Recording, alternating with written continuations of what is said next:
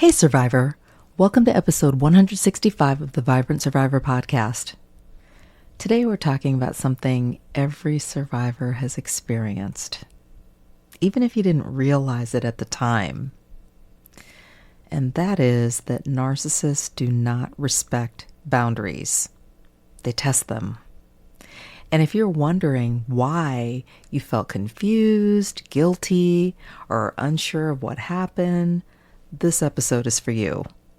But first, let's self-regulate with a 4-for-8 breathing exercise, if you'd like. And I invite you to place your feet on the floor, relax your shoulders, and we'll inhale for 4, hold for 4, and exhale for 8. Ready? Inhale, 2, 3, 4, hold, 2, 3, 4, exhale, 2, 3, 4, 5, 6, 7, 8. What do you notice in your body? Grab your notebook and pen, and let's dig in. Hey Survivor, welcome to the Vibrant Survivor podcast. Do you want to disconnect from a narcissistic or toxic situation and heal? Are you Googling how to identify a narcissist, narcissistic abuse, and boundaries? Are you feeling stressed and lonely while trying to avoid being sucked back in and lied to again? Hey, I'm Lesley. As a busy wife and mom, I fell for the lies and manipulations of narcissists. I wasted my time, talents, and money on users who kept moving the goalposts. I wanted real relationships and business opportunities and to enjoy life with my family. Instead, I struggled with anxiety, panic attacks, and insomnia, and I couldn't trust my body or anybody until I took a holistic approach to healing. In this podcast, you'll find tips for healthy living, trauma healing, and boundaries so that you'll have the freedom, confidence, and inner peace to respond, not react, after narcissistic abuse. Take a deep breath in, let it out slowly, and just relax. This time's for you. The day before my wedding, I went to go pick my mom up at my family's hotel so that we could go have lunch together, spend time, go shopping, pick up bridesmaids' gifts, and a couple little things I needed for my honeymoon. When I arrived at the hotel, my dad had me come all the way into the room and made the decision that we needed to have a family forum. It caught me off guard, but I went with it, and hours later, I was spinning from the emotional roller coaster ride, running massively late for my time with my mom, super stressed out about getting to my rehearsal and dinner, and questioning whether or not the wedding was going to go well because he was threatening to leave and take my brother with him, and they were both supposed to be in the ceremony. I spent hours feeling all this pressure, the struggling with wanting to people please just to make everything go away. At the same time, wanting to assert myself, like, we have to go. I think after maybe mentioning it once, I felt just like it was useless. I mean, he was on a mission. I ended up just being subjected to slot bucket, all these things being brought up from when I was a kid, and the emotional roller coaster, guilt tripping, and being kind of forced to question my decision to get married, and, being threatened with not being walked down the aisle. I mean, just all kinds of stuff. And my head was spinning. I mean, I was on the emotional roller coaster. He was leveraging the fact that my grandmothers weren't able to attend. One of them was dying of cancer and accusing me of being a horrible sibling and all kinds of things. And I had no language for what was happening. And the times when I tried to assert myself, tried to get up, tried to look at my mom, make eye contact, like, can we go? And it just was not happening. It was like just It was completely overwhelming, frustrating, and super stressful. I had not experienced that kind of testing of my boundaries and just been put through so many emotional tests in one setting. And I felt really intimidated, but at the same time super frustrated, but felt like I couldn't really say anything, just really struggle in that dynamic. It was really, really not a good day, and running way late for everything. Narcissistic and toxic individuals will test boundaries because boundaries threaten their control. The testing and the trials are how they assess what you'll tolerate, how quickly you will just abandon yourself to do what they want, and how easily they can manipulate your emotions. In that moment, in that hotel room, for all of those hours, I felt like I was just failing miserably on all fronts. And the testing is not an accident. It's by design. And it's all about control at the end of the day. Here are 7 common boundary tests. See if any of these resonate with you. Number 1, ignoring your no. This is where they keep asking again and again, pushing their agenda, or even reframing your no. I experienced this, and even by omission, like I wasn't even allowed to assert myself or to, advocate for tabling the discussion for later, or just even kind of following through with my plans with my mom. Like there was an agenda and a mission, and I just had to suck it up. Number 2, guilt tripping. You're too sensitive.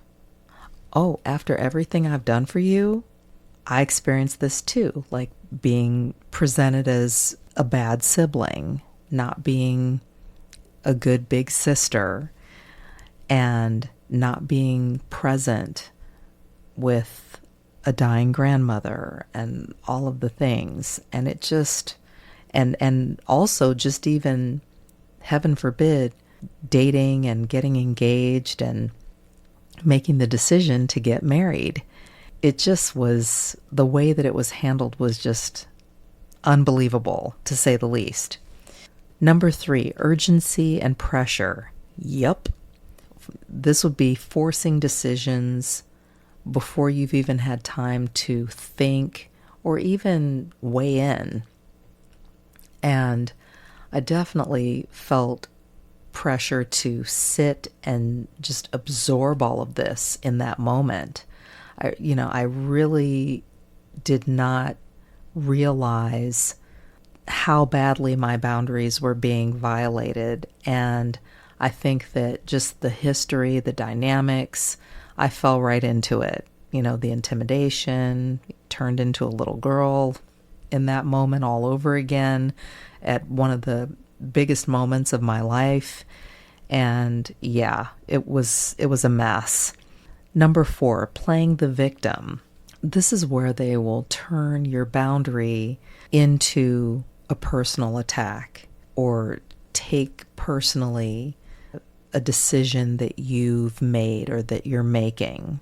I would say that in this situation, before my rehearsal dinner, when I was supposed to be out with my mom having mother-daughter time, that it wasn't even just my dad playing the victim, but he kind of built a super victim by amassing not only his victimhood, but also my sibling, both of my grandmothers. Like it turned into like this transformer victim where multiple people were kind of, and their angle in the situation or their victimhood quote unquote, in the situation was all kind of meshed together into one big victim. And that felt overwhelming to me. It felt like a lot of pressure. It felt like I felt a lot of just a heaviness of guilt and doubting myself in the moment and questioning my decisions, just all of it. Number 5, testing with small violations. This could include things like showing up late, dragging things out, oversharing, maybe deploying some subtle disrespect, just to see what you'll allow. And I experienced just even the disrespecting of my husband-to-be. And I'm listening to all these wild accusations. It really wasn't even that subtle, just wild accusations about my husband and, how I was making a mistake and don't do it and all this other stuff. And I'm thinking, what? Like, you don't even know what he's like. Like, you don't even know him that well. And I mean, it was just unbelievable. Like, I felt like I was in a movie, a bad one at that. Number 6, gaslighting your reality. Yup. Things like, that never happened, or you misunderstood. Now, this came a little later for me, after the wedding, after my honeymoon, when my husband and I took that first trip to go visit my family in my hometown, because we got married where we were living in his, hometown, which was San Francisco. And the gaslighting came in when, my dad pretended like all that stuff in the hotel never happened and tried to, buddy up with my husband. And, we were literally at my parents' house like all night because my dad decided to just chat up my husband and all this other stuff. I'm sitting here going, really? And I confronted him about his behavior around the wedding later.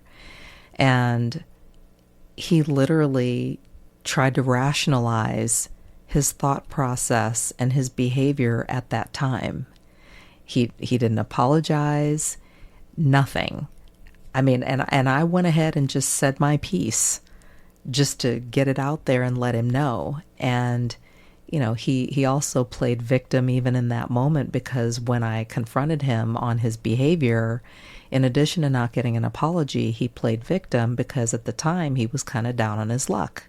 My mom had separated from him and he was really having a hard time. He was, bouncing around from place to place, living with different relatives and just all kinds of stuff, was struggling financially. And so the gaslighting came with some victim playing as well.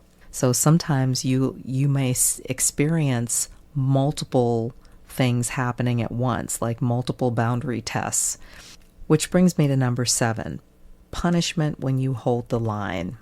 And this could include silent treatment, withdrawal, rage, or even smear campaigns. And I've experienced all of these around that time, specifically like during the wedding rehearsal and the dinner. My dad did a number smearing my husband and talking badly about him, and kind of got some of the other family members to buy in on his perspective and his opinions, thoughts about my husband without really even knowing him. And then the withdrawal, like later on when I confronted my dad, after I confronted him and he was kind of down on his luck and everything, he had approached my husband and I later, asking for favors, calling us for money, different things like that, all hours of the night, harassing us. And I laid a boundary down, and I remember he would harass, and then he would withdraw. And then he would start up again, try a different angle, different story, different crisis, and then withdraw. So, or just even withholding. I remember during Christmas, right before my dad passed away, I was trying to get together with him for the holidays, along with my husband, to let him know that we were expecting our first baby. And he was ducking, dodging, refusing to get together, and just wouldn't get together. I tried to make it super simple for him to do so, and he just found different loopholes to jump through. Oh, well, I've got to do this. Well, I've got this going on. Well, that's not going to work. I mean, it got to a point where I was like, you know what? I will pick up coffee and bring it to your job, and we will just show up at your work. Oh, that's not going to work either, and blah, blah, blah. So, just even withholding. And I think too, that ties in also with like the shame and guilt, shame, from where he was at that point in his life. Also, I experienced that during the times when I was, saying no, refusing his requests for money, or his attempts to tell us these, stories about all this drama that was going on and how we needed to help him and this and that, and kind of taking different approaches and calling different days, different hours of the night, and really pushing and pressing and pressuring us. And it was just really hard. And I even had to kind of put some space there. If you recognize yourself in any of this that I have shared, you are not alone. This is textbook narcissistic behavior, and it hurts, and it's hard to say that, especially about people who are supposed to love you and that you should be able to trust in theory. Research confirms what you already know, survivor. Narcissists do not respond to boundaries with respect. They respond with resistance. And it hurts. When your boundaries are violated, it triggers trauma responses. You become hypervigilant. You're second guessing, you're overthinking, you're maybe even beating yourself up, self-critical, or feeling guilty or ashamed. And you likely learned early on in your life that safety came from people pleasing as opposed to protecting your boundaries. I'm raising my hand here. And when your boundaries are tested, it can feel super confusing. It can feel overwhelming. As I said, it can feel shameful. It can feel just disorienting and destabilizing. And those are the points of weakness where the narcissistic or toxic individual in your life can slip in and exert control, get what they want, get their needs met. And, you are not weak at the end of the day. Your body and brain are responding to what they perceive to be a threat, and they are trying to protect you. So let's lean into healing. L, lifestyle. I encourage you to design a life where your boundaries are supported and not spat upon. I suggest that you document patterns and don't listen to or focus on promises, but really observe patterns. Limit access to people who consistently violate your limits, and bring up those feelings of shame, guilt, disorientation, destabilization, and choose environments where your no is honored. E, exercise. Make time to move your body after boundary stress. Walking, stretching, shaking it out can help to discharge that cortisol and restore regulation. And that's going to help you to determine your next best step. A, attitude. See if you can shift your mindset from, oh my gosh, what did I do wrong? to, okay, what pattern am I noticing? After all, boundaries aren't punishment, they are protection and nutrition. Nourish your body and brain by stabilizing your blood sugar and supporting your emotional stability. Make sure you're getting enough quality protein, that you are hydrating, and that you are giving your body whole foods, because when your body is regulated, then you're going to have stronger boundaries. Here's some tools that you can add to your toolbox from a practical standpoint. One is to use short but firm statements. I'm not available for that. I'm not comfortable with this. This is not going to work for me.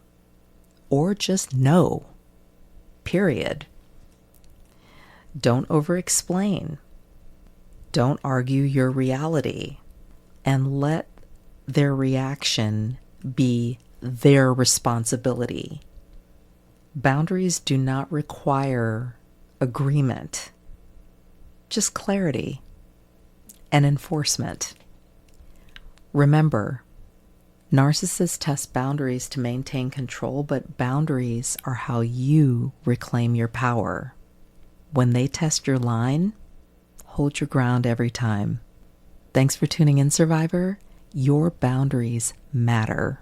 Take care, and I'll talk to you soon. If this podcast has helped you understand who and what you're dealing with, sharpen your discernment, and move forward on your healing journey, share it with another survivor. Help me help others by leaving a review for the show. And let's connect on social. Take a screenshot, share it in your IG stories, find and tag me at The Vibrant Survivor, and I'll share your post too. I look forward to connecting with you on IG and seeing you back here. You're not alone and you're not crazy. Know who you're dealing with, know who you are. Take care, and I'll meet you back here next week. Bye-bye.